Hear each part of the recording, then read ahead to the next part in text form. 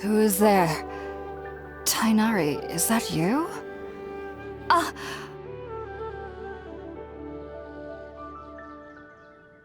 Huh? It's okay. You can relax, Hypatia. Tainari sent us here to bring you some food and water. Here, we have a letter that he asked us to give you.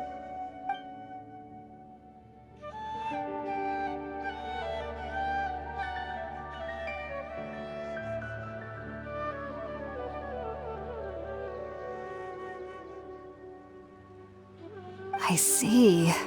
So, you're friends of Tainari. I apologize for all the trouble I've caused you. I'm grateful that you came so quickly to save me. You even brought all this fruit. Well, actually, we didn't bring the fruit. It was already here when we arrived.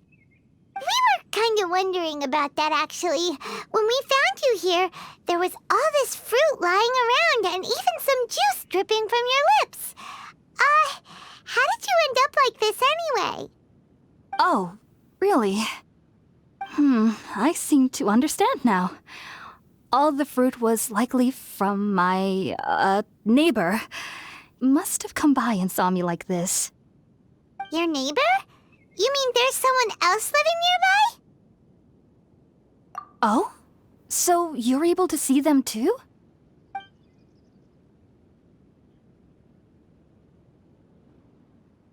Wait, hold on a second, Traveler. You say that before we arrived, you saw some mysterious creature and suddenly had a strange dream? Isn't that a little too crazy to believe? No, I actually do believe what the Traveler is saying. I myself had a similar experience once before and ended up scaring my timid little neighbor here. You needn't worry. They mean you no harm. They only dragged you into the dream because they hoped to buy themselves a little time in order to scurry away. So, Hypatia, just what kind of creature is your neighbor exactly? I'm not sure what it's called, to be honest. But I do know that they have some sort of deeper connection with the Dendro Archon. I know this because the first time I saw them was also the exact day my consciousness was able to form a connection with Irminsul. Even after I opened my eyes and stopped meditating, my heart was still pounding, and my mind was racing with all the knowledge that I had touched.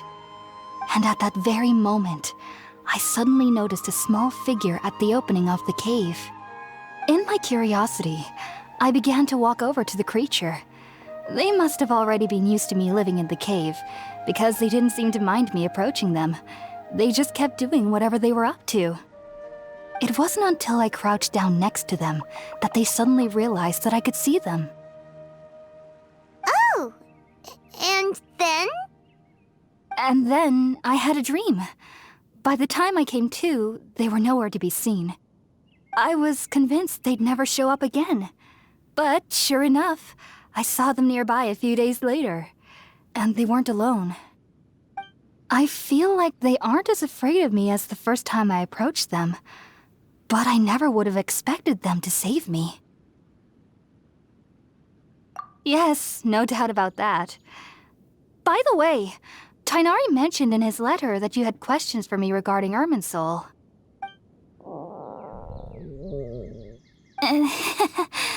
Sorry about that. Sounds like just drinking juice still isn't quite enough for my stomach. Well, if somebody hadn't dropped the food earlier... Anyway, looks like we'll need to prepare something ourselves. Besides, Paimon's getting hungry too. Let's eat first and talk about Irminsul later. All right, we're up, Traveler. Today's menu will feature sweet madame and a radish veggie soup. You'll love them, Hypatia. They're our specialties after all. Sounds good. I've never tried any dishes from other nations before.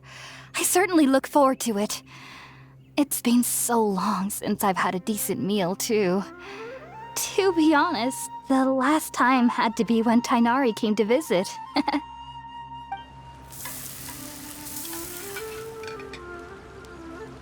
All done! Let's use the empty box that Tainari gave us since we already watched it. Oh, it smells amazing! And the box is a nice touch, too. Let's go serve this up and start eating with Hypatia.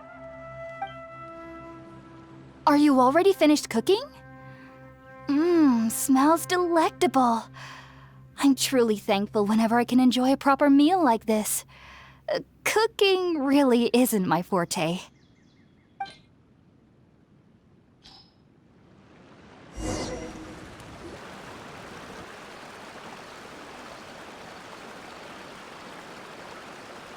Even though everything you mentioned was in Tighnari's letter, it's still hard to believe you were able to connect with Irminsul immediately after smelling Spiritborn eel for the first time.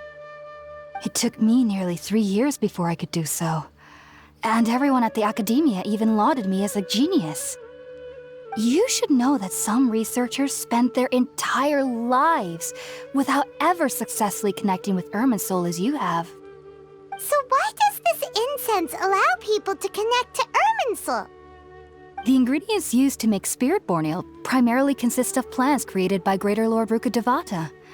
These special ingredients are conducive to heightening our senses to the Dendro Archon's power. Since the root of the Dendro Archon's power lies within Irminsul, we can occasionally tap into her powers to peer into the depths of the earth. That's all right. I'm sure you'll come to a clearer understanding as you remain in Sumeru. Makes sense. But Paimon's got a question. Why was she sensitive to the smell of those plants for such a long time? That was primarily due to her body's unique constitution. Stimulated by the incense, she could perceive the Dendro Archon's power and experience the sensory overload, hence the adverse reactions. Taking in any scent similar to the ingredients of Spiritborn ale would cause adverse effects. Not to worry though, it appears you've already fully recovered. Technically, your body should still be sensitive to the powers of the Dendro Archon, but unless you're using intentional meditation techniques, the scent of Spiritborn ale should no longer trigger such reactions. Whew, well that's a relief. I must admit, I am quite envious of your abilities. Even if it meant suffering from pounding headaches for the rest of my life, I'd consider it worthwhile so long as I could connect with Irminsul at will. Whoa, you're really serious about this whole thing, aren't you? I am a researcher after all. As a member of the Ritaoist Darshan at the Academia, my main area of research is the stars and their connection to the fate of living beings. But there is still so much we don't know, especially regarding the mysteries that lie in the starry skies. Which is why I must turn to the all-knowing Irminsul for answers. If only my perception wasn't so limited. Unfortunately, I cannot guarantee that my every attempt to attune with Irminsul will be successful, or that doing so will leave my consciousness intact. I am currently in the stage of training known as Satyavada life. Many researchers in Sumeru have lost their minds while seeking to attune with Irminsul during this stage. Sages have said that Irminsul contains divine knowledge, and touching such knowledge without the proper preparations and abilities will only lead to one's mind caving in on itself. That's why we meditate alone. We need to ensure that our minds will be calm while minimizing the possibility of involving anyone else. Whoa, so knowledge from Irminsul can be super dangerous. Aren't you afraid of the risks, Hypatia?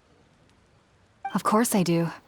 Especially during nights that are pitch black with no moonlight, and dead silent without even the sound of insects. However, I've been feeling better as of late. I don't get as scared anymore knowing that I have a little neighbor living nearby. I believe that being able to see them is a sort of blessing from the Dendro Archon. But what's strangest of all is that they're clearly an envoy of the God of Wisdom herself, and they have the curious power to make people dream. What's so strange about that? It doesn't sound so out of place for a divine being, does it? Well, it's strange because nearly nobody in Sumeru can ever dream. Huh. Is that true? Yes, well, to an extent. Only children can dream in Sumeru. Adults, however, never do. The sages say that wisdom implies rationality, but that which occurs in dreams is often neither rational nor logical.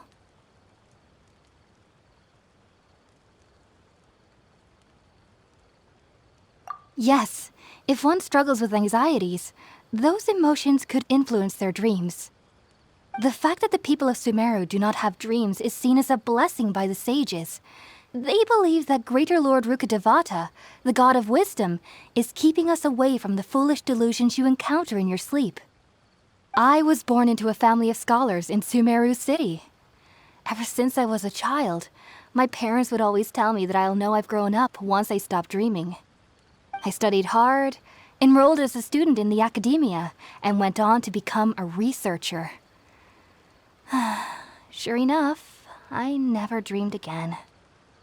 But then, on the day I scared the little Aranara, I suddenly saw a dream again. It was incredible. Though I don't exactly remember what I saw, I clearly recall the feeling. I suddenly felt like I was a child again. Back then, I was foolish and ignorant as any youth would be, but I was free of fear. Maybe dreaming isn't as bad as we've made it out to be. Just be sure not to speak of this if you travel to Sumeru City. They'll look at you as if you've lost your mind. So, do you have any thoughts about the things she saw when she connected with Irminsul? Sorry, I'm afraid I don't have any answers as of now. All I can say is that what you saw is a memory contained within Irminsul itself. World forget me. What could that possibly mean? If only I could ascend past Satyavada life and begin Paripurna life, I might have some more answers for you. If you two are ever in the area again, please be sure to come and see me. There's no need to be thanking me. You two are my saviors. Besides, I'm already looking forward to tasting some more of your cooking.